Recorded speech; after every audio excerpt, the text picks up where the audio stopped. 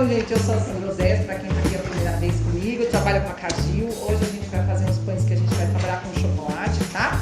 Então são coisas que são bem fáceis da gente fazer. Aliás, tem o pessoal que já me conhece sabe que eu não faço nada que é difícil, tá?